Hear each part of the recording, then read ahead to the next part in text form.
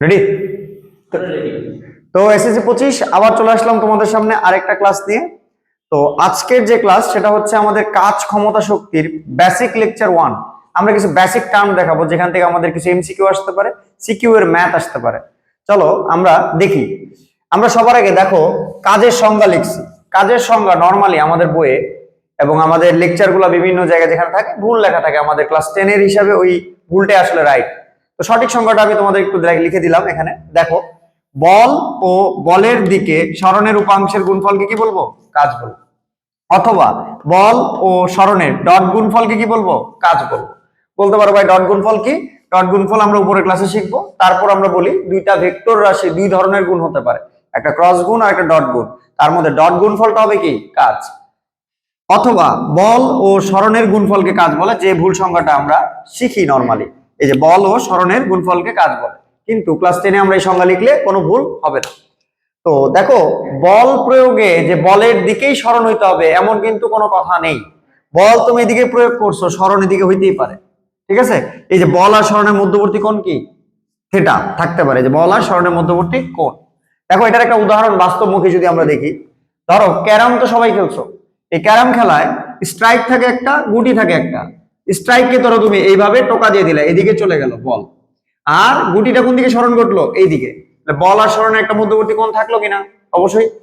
এরকমই বল আর সরণের মধ্যবর্তী কোণ থাকতে পারে। সেক্ষেত্রে তাহলে কাজের সূত্রটা কি আসবে? W = Fs cos θ। এটা হচ্ছে কাজের মূল সূত্র। এই যে বল আর বলের দিকে সরণের উপাংশটা কত? S cos θ। এই দুইটার গুণফলকে আমরা কি বলবো? কাজ। তাহলে W হচ্ছে Fs cos θ। তো কাজের একক কি? নিউটন মিটার, জুল বা KG metre square second inverse 2। যেটাই আমরা বলি ওইটাই রাইট। এছাড়াও কাজের আরো একটা একক আছে যেটা আমাদের জানা নাই, নরমালি জানা থাকে না, কিন্তু এমসিকিউ আমাদের বোর্ডে দিতে পারে। সেটা হচ্ছে কি? কাজের অভিকর্ষীয় একক। কাজের অভিকর্ষীয় একক কি? KG metre. এখন দেখো, কাজের মাত্রাটা হচ্ছে ml² T−2। এখানে একটা সিম্পল জিনিস থেকেও কোশ্চেন আসতে পারে। কিরকম কোশ্চেন? যে নিচের কোন দুইটি রাশির মাত্রা একই? কাজ ও শক্তি। ঠিক আছে? শক্তি আর কাজের মাত্রা কি থাকবে? একই থাকবে। কাজ হচ্ছে কি রাশি? স্কেলার রাশি। এই যে এখানে আমাদের অনেকগুলো ইনফরমেশন দেওয়া আছে। এবার আমরা দেখব কাজ আসলে কত ধরনের হতে পারে। কাজ কত ধরনের হতে পারে, চলো দেখি কাজ কত ধরনের হতে পারে।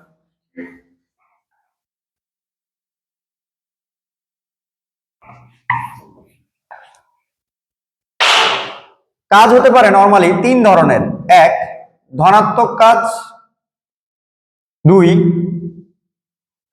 ঋণাত্মক কাজ, 3 শূন্য কাজ।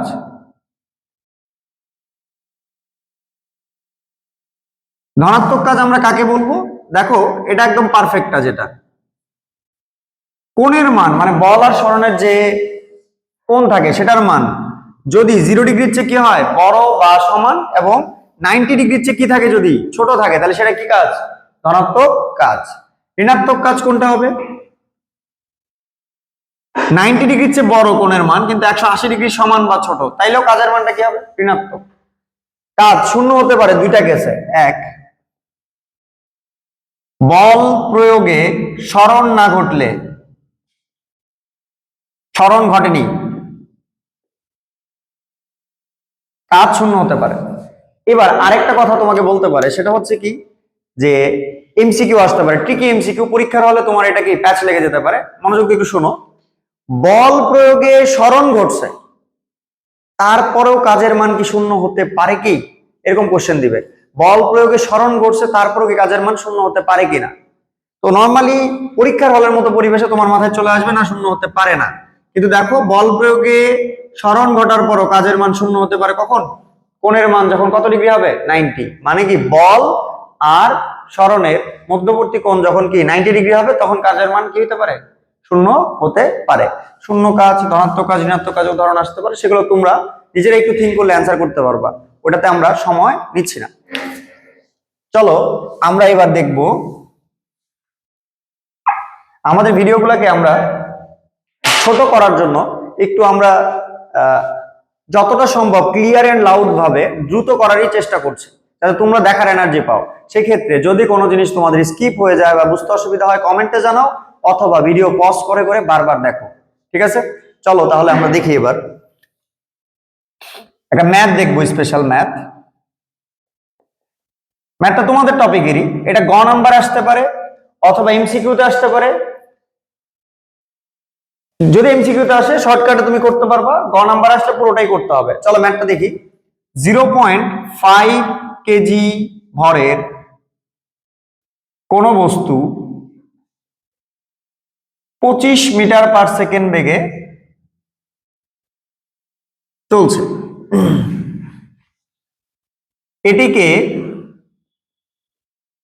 থামিয়ে দিতে কি পরিমাণ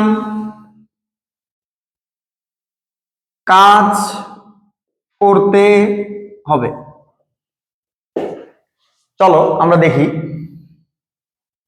ব্যাপারটা হচ্ছে এরকম, ধরো একটা বস্তু যার ভর কত 0.5 কেজি, এটা আদিবেগ কত 25 metre per second, 25 metre per second বেগে চলছে। দেন এটাকে কি করা হয়েছে, থামাই দেওয়া হয়েছে, তার মানে শেষ বেগ 0। এটা কাজ কত এটা জানতে চাচ্ছে। হুট করে আমাদের এই বয়সে যারা ক্লাস 10-এ পড়ছি বা প্রিপারেশনে আছি বা যারা পরীক্ষার্থী আর কি, তারা যদি আমরা দেখি তাহলে মনে হয় যে এখানে কি স্মরণ দেওয়া নাই, সময় দেওয়া নাই, ম্যাথটা কিভাবে করব। কিন্তু আসলে ম্যাথটা খুব স্মুথলি করা পসিবল। চলো আমরা একটু চেষ্টা করি, নিজেরা একটু চেষ্টা করো, ভিডিওটাকে পজ করে দেন হচ্ছে আমার সাথে মিলাই নাও। চলো দেখি। ডাব্লিউ ইজ ইকুয়াল টু আমরা কি জানি, F S. F is equal two আমরা কি জানি, এম এ, এম এস। এখন আমরা আবার কি জানি, V square is equal to কি, ইউ স্কয়ার প্লাস 2s। তাহলে V square minus U square is equal to 2s। এই যে ইউ স্কয়ারটাকে এই পাশে নিয়ে আসলাম, মাইনাস হয়ে গেল। V square minus U square divided by 2, এটা হচ্ছে as এর মান। এই as এর মানটা এখানে বসাই দিই, m into V square minus U square divided by কি 2। তাহলে M V square minus M U square, M দুজনের সাথে গুণ করে দিলাম, ডিভাইডেড বাই কত 2। এই 2 দুজনের মধ্যে ভাগ হইলে কি হবে, half of M V square minus কি half of M U square. এটা দেখো তো ডাব্লিউ কিনা। তাহলে এইখানে আমরা কিন্তু আরেকটা ক নাম্বারের প্রশ্নের উত্তরও পেয়ে গেছি। এই যে ডাব্লিউ, এই ডাব্লিউটা হচ্ছে আসলে কি কৃত কাজ। এটা দেখো তো শেষ গতিশক্তি, এটা আদি গতিশক্তি। শেষ গতিশক্তি থেকে আদি গতিশক্তি বাদ দিলে কি থাকে, গতিশক্তির পরিবর্তন হয়। তাহলে এই কৃত কাজ ইজ ইকুয়াল টু লেখা যাচ্ছে কি, তাহলে গতিশক্তির পরিবর্তন। এটার নামই হচ্ছে কি কাজ শক্তি উপপাদ্য। এই যেটার নামই কি কাজ শক্তি উপপাদ্য। ক নাম্বারে আসবে, কাজ শক্তি উপপাদ্য বিবৃত করো। তো তুমি কি লিখবা, যে কৃত কাজ ইজ ইকুয়াল টু গতিশক্তির পরিবর্তন, এটাই কাজ শক্তি উপপাদ্য। ঠিক আছে, চলো তাহলে এটা তো আমরা বেসিক অংশটুকু দেখলাম এখানে। এই যে এই অংশটুকু আমরা কি দেখলাম, এই ম্যাথের জন্য বেসিক যে অংশটুকু আমাদের প্রয়োজন সেটা দেখলাম। ম্যাথটা করি, ম্যাথটা আমরা করতে পারবো। দেখো ডাব্লিউ ইজ ইকুয়াল টু আমরা কি দেখছি, half of M V square minus কি half of M U square. Half of M common গেলে কি থাকে, V square minus U square. Half of M এর মানটা কত 0.5, ভি এর মানটা কত 0 স্কয়ার মাইনাস কত 25 স্কয়ার। ক্যালকুলেট করলে, তোমরা ক্যালকুলেট করে দেখো এটা কত আসে। আমার যতটুকু মনে হয়, আমি হাতে ক্যালকুলেটর নিইনি, 156.5 জুল হবে। ঠিক আছে, যদি ভুল না হয়ে থাকে তাহলে 156 কত 5 জুল। মাইনাস কেন আসছে, অবশ্যই এটাকে থামাই দেওয়া হয়েছে, মানে কি বাধাদানকারী বল, বাধাদানকারী বল দ্বারা কাজ অবশ্যই নেগেটিভ হবে। এই হচ্ছে আমাদের কি স্পেশাল ম্যাথটুকু। আরেকটা স্পেশাল ম্যাথ তোমাদের হোমওয়ার্ক দিব, তোমরা কমেন্টে জানাবা যে ম্যাথটা তোমরা কারা কারা পারছো। ম্যাথটা অবশ্যই একটা স্পেশাল ম্যাথ, সবাই পারবে না, অবশ্যই থিঙ্কিং যারা ভালো করতে চায় তাদের জন্য এই ম্যাথটুকু। চলো দেখি, ম্যাথটা হচ্ছে এরকম।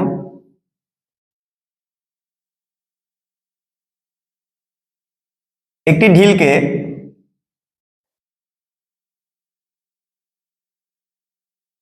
আম গাছে ছুঁড়ে মারলে সেটি 9.8 মিটার পার সেকেন্ড বেগে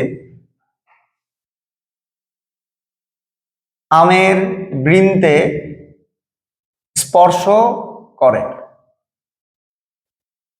যদি পূর্বের তুলনায় অর্ধেক শক্তিতে ছুঁড়ে মারা হয় তবে তা কেবল আমের বৃন্তে স্পর্শ করে। ভূমি থেকে আমের উচ্চতা কত?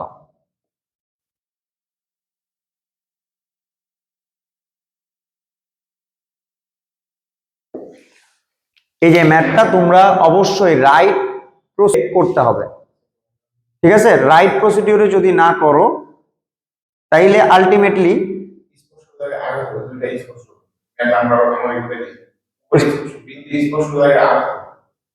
ছুঁড়ে মারা হয় তবে তাকে বলে আমের বৃন্তে স্পর্শ করে।